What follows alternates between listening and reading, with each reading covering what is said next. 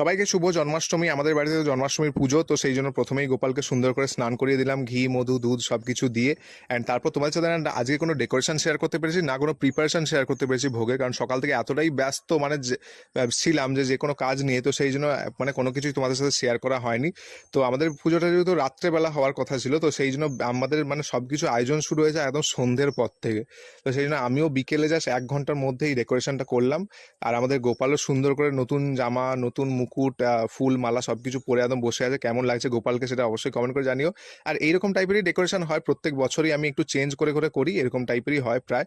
আর এখানে মা এই যে খই, মুড়কি, তারপর নাড়ু এগুলো সব রেডি করছিল। আর এখানে যেটা লাস্ট রেডি করছিল সেটা হচ্ছে তালের বড়া। এবছর আমাদের খুব বেশি ভোগের প্রিপারেশন করা হয়নি, কারণ অন্যান্য বছর এর থেকেও বেশি ভোগের আয়োজন করা হয়। এবছর কেন কম হয়েছে সেটা আমি বলতে পারবো না। হয়ে গেছে, কম হয়ে গেছে এবছর। তো তোমরা জানো না বলে সেই জন্য তোমাদেরকে বলে দিলাম যে অন্যান্য বছর এর থেকেও বেশি